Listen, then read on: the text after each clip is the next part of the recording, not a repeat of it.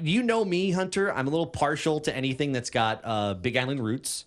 And so when we got an opportunity to talk to Kamaluhia Garcia, who is at Moanalua, who's going to be going pro in volleyball at Iowa, I figured, you know what? Let's bring Malu in here. And Malu joins us now here on ESPN Honolulu. Before we kind of talk about what you've been busy with here recently in volleyball, there's a really good story on ESPNHonolulu.com, our Difference Maker series, that talks about what ended up getting you here from Hilo off to Honolulu. And I'm curious for you, and we won't talk about kind of how it happened. I want people to read that at the website. But for you, what was the biggest part of the transition from little sleepy Hilo to big city here in Honolulu? Do you remember what that was when you were younger? And I don't think we have Malu. We'll try to see if we can get her back in here here in just a second. Yeah, we don't have Malu. There she is. I hear her now. Malu, I don't know if you heard the question earlier, but basically we're asking you, do you remember when you were younger, the biggest transition for you from sleepy old Hilo to here in the big city in Honolulu? Can you guys hear me right now? Yeah, we do. Yeah. Gotcha. Oh, okay, perfect. As I was saying, it was a very hard transition for me coming from a small, laid-back, kind of homegrown area to a big city. I think Oahu was a very fast pace for me. Everything was just moving so fast. Usually in Hilo, it's so slow, and it was very hard for me to adjust to all of that. So I kind of over time, it kind of helped. I kind of got used to it. I met a lot of people, and over time, it got used to it, and then it started getting normal. Do you remember at what point that you were up here that you kind of were like, all right, I think I can get used to this?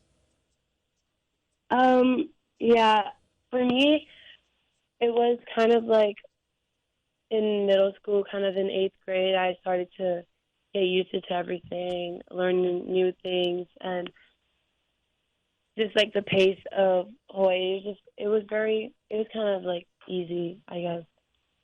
So speaking of, I shouldn't say transitions, but you make a transition to small town Hilo to big city Oahu, and then you were just recently, I believe, in LA, right, for the Under Armour next camp. So from Orlando, big city to bigger city.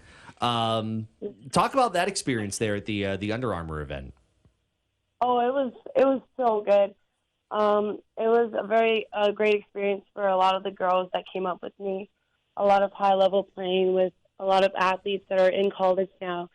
It was great, honestly. I loved the intensity. I loved meeting new girls, and it was a lot of media. I would say if that was one word I could put it in, was it was a lot of media. You would wake up with media. You would go to sleep with media on you, and it was very different for me. But yeah, it was. Other than that, it was great. The playing, going all over. It was something that will be memorable to me. When you say media, I'm curious. What TV? I mean, what kind of media types are surrounding you there? Oh, all kinds. A lot of volleyball media. ESPN was there, of course. It was just they try to kind of interview girls. When we first got there, we had a media day where we would take pictures, and everything was provided for us, all of our gears, our plane tickets getting there, our sleeping, everything was provided, and that's something that was really great for me. But on the first day, we had media. We would take pictures. We would be interviewed. We had a kind of a mic'd up where we would talk to a lot of them for hours of just talking about volleyball and everything. So it was kind of a lot of media in your face. Even when you're walking, people would come up with cameras talking to you about just your experience or how you got here and just everything. We're talking with Malu Garcia, Under Armour All-American from Moanalua. going to Iowa to continue her collegiate career. She joins us here on ESPN Honolulu. Malia, you were talking about the transition from Hilo to Oahu, and I'm just curious. I'm originally from the Midwest. I'm from Chicago, not far from Iowa. Wow. Wondering if you're quite prepared for that weather transition from Oahu to Iowa. Yeah, I get a lot of questions on that. Like, oh, you're coming from Hawaii. Are you ready for the cold weather? And honestly, I'm not. I'm not ready for the cold weather. When I took my visit up there, it wasn't even cold. It was like warm for them. It was 60 degrees. Oh yeah. And for me in Hawaii, 60 is like put your pajamas on, put your blanket on, and call it a day. And going to Iowa is just it's gonna be hard, but I feel like I'll be prepared with a lot of stuff that they'll give us. So I got a hack for you. I've got a hack for you. Okay, you ready? Wool socks. Wool socks? Wool socks. That's all you need. If you have wool socks on, the rest of your body is warm. Okay. I gotta write that down. Can you wear wool socks while playing sports? Well, no. Once you're in the gym, you're okay. I'm just making sure. Yeah, but from the bus to the arena, it gets chilly up there, man. Oh yeah, when I was up there with my visit, even if just sitting in the arena, it's still cold. Like they have the AC on, like blasting. So I think I'll probably keep those socks on until it's like actually time to play. That makes sense. Yeah. Iowa. Why Iowa? Well, originally I was committed to Cal Berkeley Fort Beach, and I was gonna play beach volleyball as going up to the next level. But I guess fell out of love with the sport. It was a very long story on how and why I did that, and I think I just wanted to play indoor. I fell in love into indoor, and I love the fans. I love the community of indoor volleyball players and all the love they get from everyone. So I wanted to be a part of something like that. So when I decommitted from Cal Berkeley, all of my scholarships for all my indoor foods kind of got taken away. They gave it away to everyone because they already knew I was committed. So it was kind of hard for me to get to a high level, to play high level girls in college. So I was in Kentucky playing, and Iowa actually saw me there, and they came up to me, and they were just like in love with me, in love with how I play, and I just love the coaches and everything. So it kind of just like, it was just a community. It just made me fall in love with them. And Iowa's kind of like laid back too, so it kind of reminded me of Hilo a bit. It is laid back, but at the same time, University of Iowa is a very tight-knit community. And, right now, some could even make the case that the biggest personality around Iowa, if not around the country, especially in women's sports, is Caitlin Clark. And so, it could also prove to be very advantageous for you in the future, if there becomes possibilities for NIL or things like that, with being, I got to think, one of the only women from Hawaii playing on that team. This could turn out pretty well for you, don't you think? Yes, and I'm hoping for the best, honestly, when I go up there. Iowa didn't do as good this year as their season because a lot of their girls got hurt, but all the coaching staff are just trying to make Iowa program come up a bit and just exceed to the next level. And when I go up there, I want to do the best as I can and help that program grow stronger and better. We're talking with Malu Garcia, played at Moanalua, going to Iowa to continue her career collegiately. There was a story, I want to say a couple weeks ago, talking about how, more schools around the country are coming here and looking for even more talent from Hawaii. And I've heard a lot of the conversation about, hey, they're looking for liberos, especially. I mean, you were an outside hitter. Where does Iowa see you on the floor? Another libero, or do they see you, on one of the pins? How have they kind of communicated that to you? Yeah.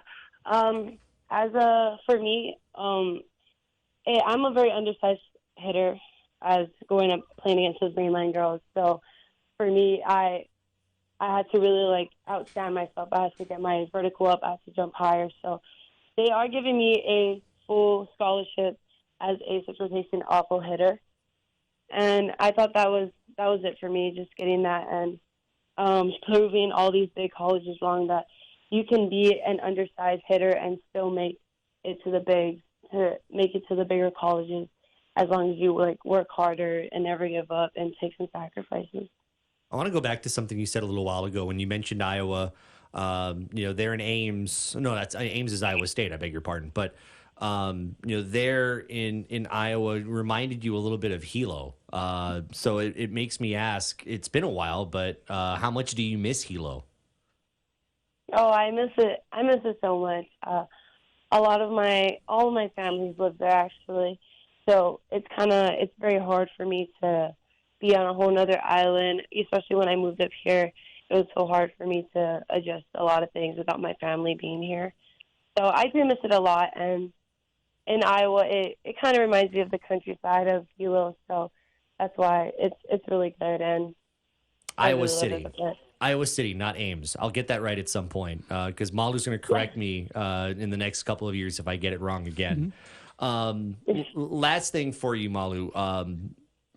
Thing you're most proud of in what you've accomplished in volleyball. Doesn't matter when, doesn't matter how. What would you say you're most proud of? Oh, that's kind of hard. I think the is my growth, I guess, as a person, but also as an athlete. My growth is